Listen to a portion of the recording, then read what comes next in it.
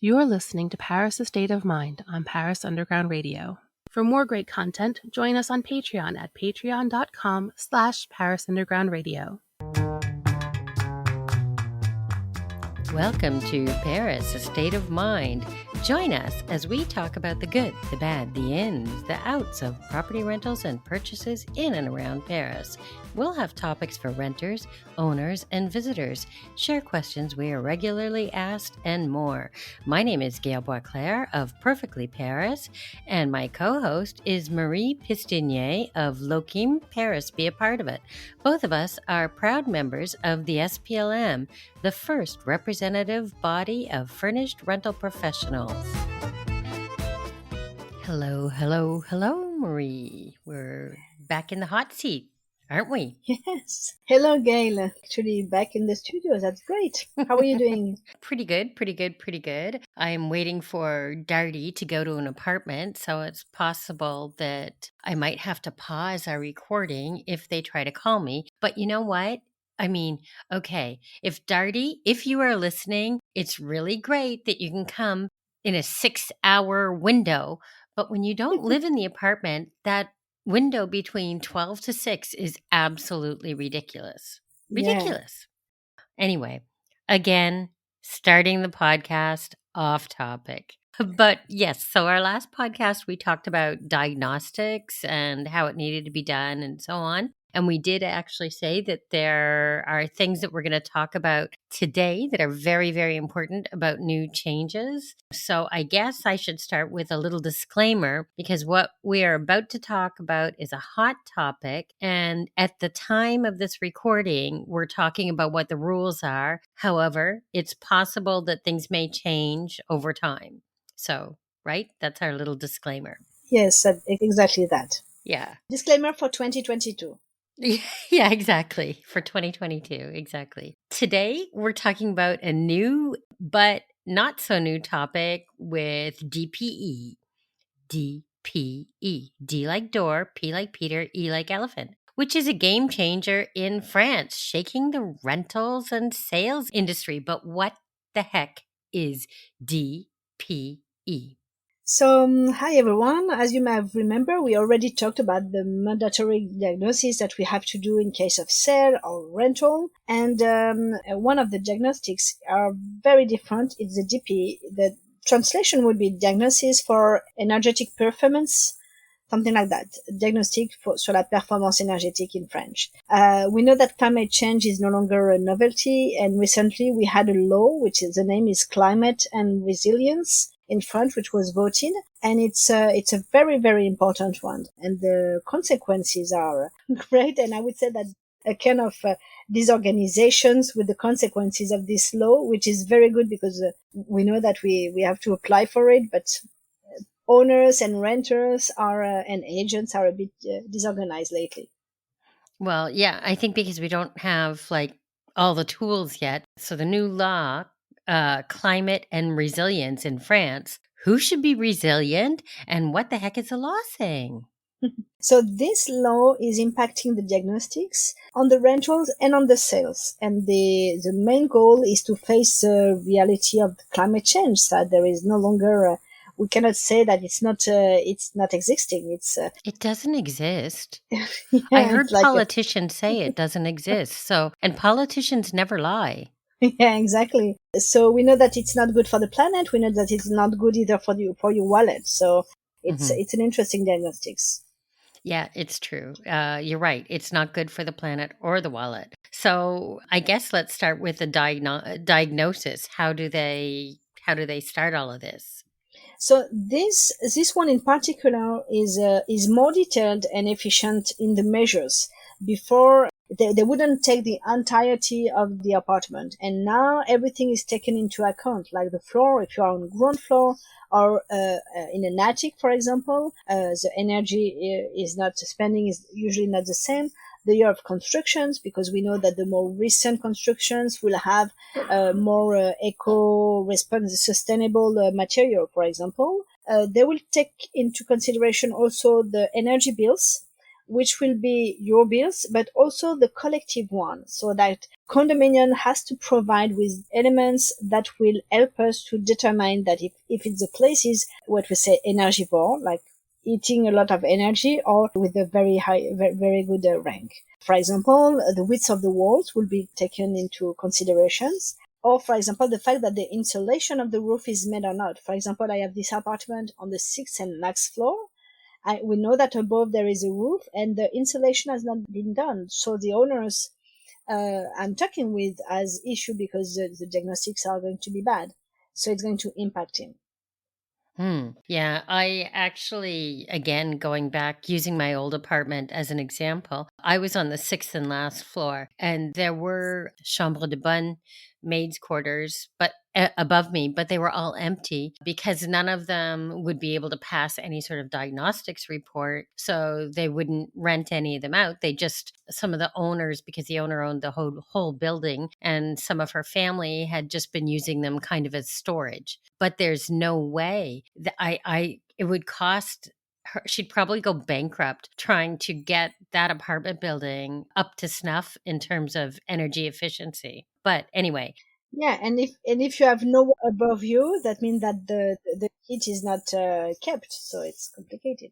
yeah, and it was really, we also had, I had a nice apartment, but I feel like I had a slumlord for an owner because they wouldn't do anything. We had collective heating. So speaking of the heat, and I don't know how many times there was a problem with the big main building heater that was in the basement, and they didn't want to replace it because it was too expensive. But we'd be in the wintertime and we would have no heat. And yeah, sixth and last floor, everything just, they say heat rises, but I mean, I had the attic above and there was no insulation.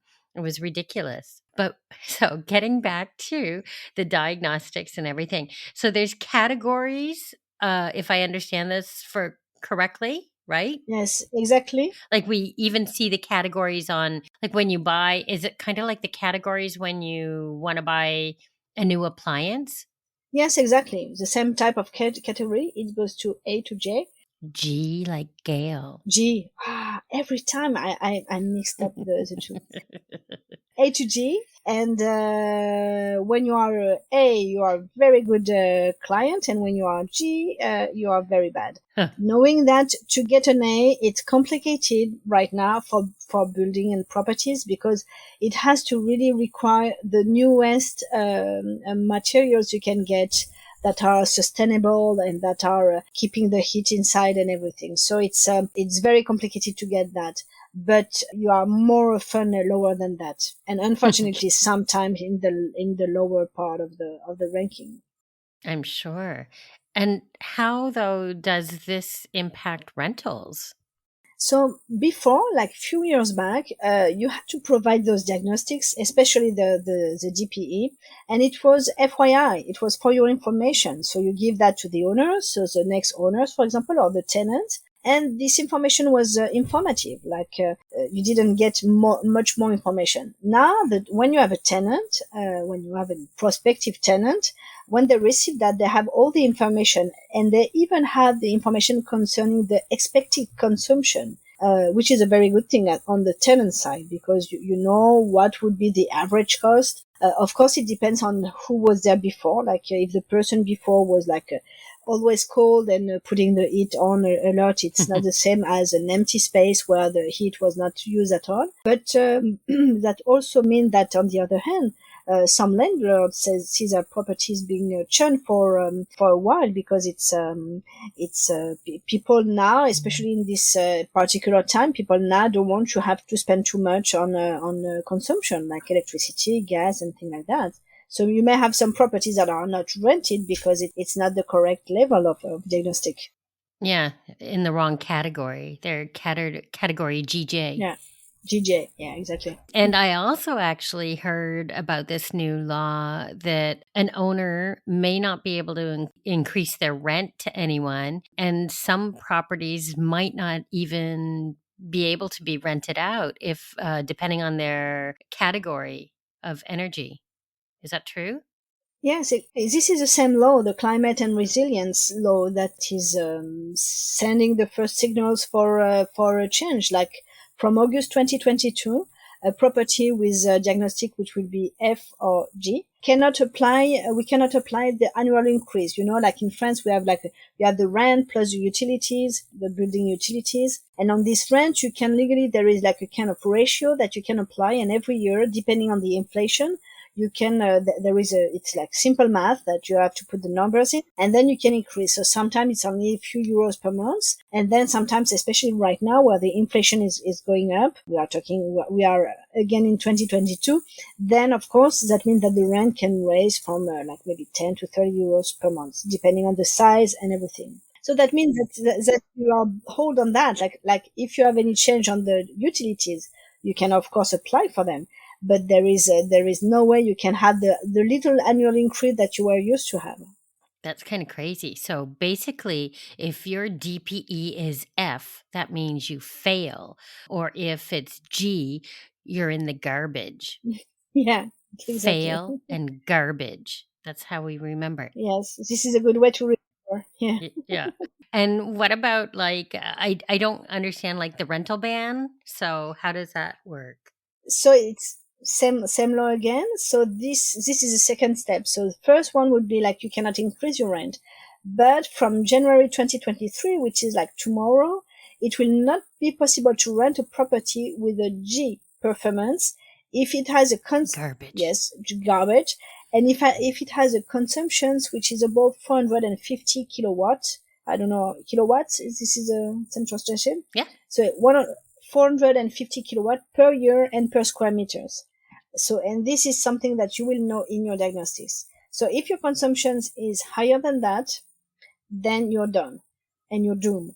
And if the consumption is below that and you are J, then you can keep on renting it. But I would suggest that there is work to do on that. That's crazy. That's really actually huge. Yes. Because I mean, as you say, January is just around the corner, and holy cow, I don't know what to say.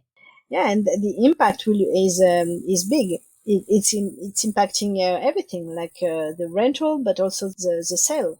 Well, yeah, because I mean, some people are buying for an investment, but to rent out long term or what have you like that, and they might end up getting a property that in actuality they can't rent out, Yes, that has to stay empty. this will be so this is the first issue. Like if you buy to live in and you know that the performance is very bad, so you don't want to live in because you are going to be uncomfortable. If you want to rent it out and then you are forbidden to rent it out, then it's going to be complicated. But there is some opportunities in that. So like as a buyer, this is a way to negotiate as well, because of course, as everyone knows that you cannot rent this place, then of course, when it comes to make an offer, you can take into account that you will have to have some work done, for example. Hmm. And I guess that, well, because the diagnostics has to be included with a long term rental lease, then obviously the renter is going to know if you're F for fail or G for garbage. Yes, exactly. Exactly. So the renters know, the buyers know, the sellers know. One of the good thing on the owner perspective is that there is when the law and the governments voted this law, which is in some way it's in the ass, I would say, in order to push people to make things right for the climate. They also set up a system which allows you to get some subvention. You say something like that. Oh, government aid? Like Yes, aid?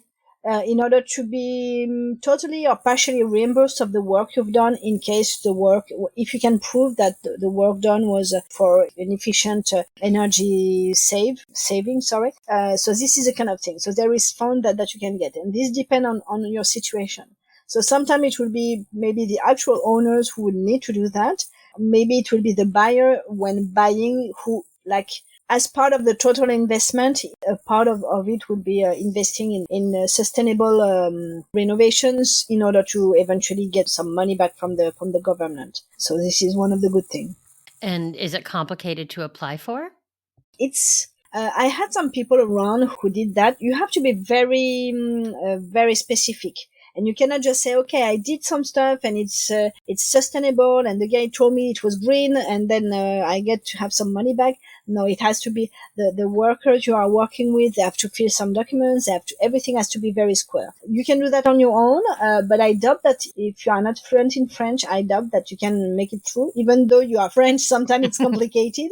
So I would advise to see there is some middlemen and middlewomen, of course, who can do that and help you with in order to apply for this. Now there is companies who are helping you to apply for that. If you're enjoying this episode of Paris, A State of Mind, you may also be interested in our sister podcast, Storytime in Paris. Join Jennifer as she asks 5 questions to authors who've been inspired by Paris. Paris, A State of Mind will be right back after a word from our sponsors. And now back to Paris, A State of Mind. It's true that considering the age of most of the places in Paris, it's really, really, really bad that most apartments are going to not qualify probably, right? They'll be F for fail and G for garbage because everything is simply so old. Exactly. And it's because we didn't think about that before. Like, for example, right now in the diagnostic, you do have usually some suggestions on what you should do. Like, okay, you're on the ground floor. Maybe you have to change the floor in order to keep, for example, I had this apartment where below it's a parking. So of course it's not heating. So there is a lot of energy coming down. So there is a lot of things that you have to know. And another thing is important, especially in cities. It's like, it's collective. That of course climate and resilience and climate change, it's a question for everyone. But then when it comes to condominiums, sometimes it's the building facade who has an issue. So you do have to collectively with the other owners be involved in that, because if because of the building, the value of your apartment is going down, this is a collective problem. So now you have some solution would be, for example, you can do an isolation from inside, not from the facade, but from inside. But then of course you may lose some square meters. So there is a lot of little things to know and to think about. And one of the good things is that also globally, the measures we talked about, which are usually paid by people who pollute the most, it can also apply collectively. So you must involve the syndic and the other owners, so everyone is part of the process of being more energy savior. So I don't know if it's kind of related, but not 100%. A syndic, for example, the homeowners association, the company that is responsible to the homeowners, the syndic, do they now have to actually get a diagnosis done of every building? No, so far I didn't see that on this way, but they will be, of course, probably reached out by the owners because of the individual problem in the properties.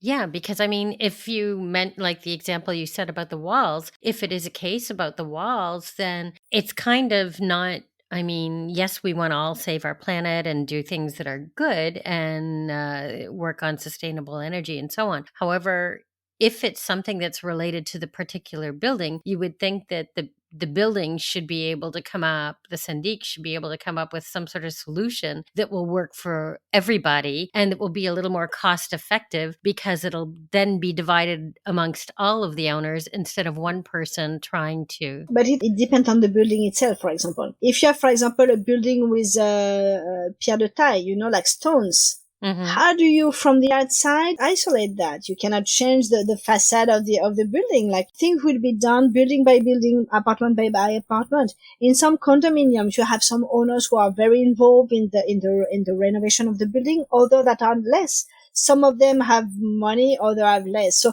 it's really, but it's going to be a big challenge for everyone. And I see that in the real estate world, everyone is just like shaking up because they don't know what is going to happen. And we have an issue with the rentals and the fact that we cannot rent some apartments, because in cities such as Paris, where you want to have more apartments available.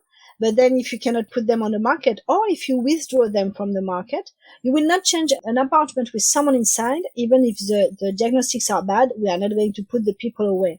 But for all new contracts signed from January 23, you may not be able to, there is maybe some apartments where people are going to tell us, we want to rent it no matter what, we know it's J, we know, etc., etc., and we will be forbidden to do so. G for Gail, or in this case, garbage. No, I can see all of the complications, even when I look at it just from the perspective of my own business, of how I have to try to figure out making sure that all the owners have the correct DPE report, energy performance report, and they're not F like fail or G like garbage. Are there any other measures apart from all of this? Not that that's not enough. Yes, in fact, it's like complement, because right now it's 2022, 2023. From 2025, it will be all the housing with the F who are going to be doomed, that are not to be anymore on the rental market, and it will be the same for the E, which will be for 2034. So it's a long time from now. And I don't know, as far as we know, it's supposed to be this way, but we don't know if it's going to be modified or not in the next few years. But the two first measures are for 2022 and 2023. So it's right now. That's crazy. Ay, ay, ay, ay, ay. Well, this is a good time for people that are looking to start their own business. They might want to open a diagnostics company. It's complicated. It's not that easy. It used to be like one of the trending things a few years ago, but now it's, in fact, the diagnosticers have like a lot of official skills to get and diploma and things, and you cannot be like from a day to another. Also, same for renovation. Like you cannot say okay, but right now on the market for sale, we have many apartments that are from owners who said, okay, I'm sure that I'm not going to reach the good level, so I'd rather set right now. Yeah, of course, you're right. If they know, then they're going to have to look at the cost to get to a D, since E is eventually going to be like F and G. EGAD. You have at least E is for 2033 and 34, and then after, what is not known when you check the diagnostics is what are you going to be once you do what they suggest. Like in the diagnostic, they said, okay, for example, you could change the windows, or you could change the heaters, or you can maybe isolate from the inside for the wall, the facade wall, because it's too much energy, but there is no confirmation on what is going to be the next diagnostics report. Yeah. So you don't know from the beginning, you don't know, unless, but I'm not that skilled. Maybe the renovation company can tell you, okay, once I do that, then you will be back to an E. That would be great. Yeah, but then they probably can't guarantee that either. I do believe that it's complicated. Oh, but we're in France. And what do the French love? Paperwork. Well, that was very comprehensive. So basically, energy performance diagnosis is really, really important. And as of August 2022, if a DPE is F or G, they fail or they go in the garbage. Yeah. That's what I've learned. At least they cannot raise the rent. So it's going to be an issue for someone else. Yeah, yeah. Well, on the other hand, then the renter is probably happy that they can't raise the rent. After, I'm sure that the renters would prefer to have a better energy consumption, because this is also the balance of that. But yeah. Yeah, because I mean, if you don't get your rent raised by, say, €30, however, the work is done and you save, say, €30 a month in your energy bills for electric and gas, for example, then yeah, it works itself out. Yeah, exactly. All right. Thank you very much. Thank you. Very enlightening. Bye for now. Bye-bye. Have a good day. Thanks for listening to Paris, A State of Mind, featuring Gail of Perfectly Paris and Marie of Loquim, both who are founding members of the SPLM. Paris, A State of Mind is produced by Paris Underground Radio. The music, Jazz in Paris, is by Media Right Productions. For more information on this show and others, go to parisundergroundradio.com. This episode of Paris: A State of Mind was produced by Jennifer Garrity for Paris Underground Radio. For more great content, join us on Patreon at patreon.com/ParisUndergroundRadio.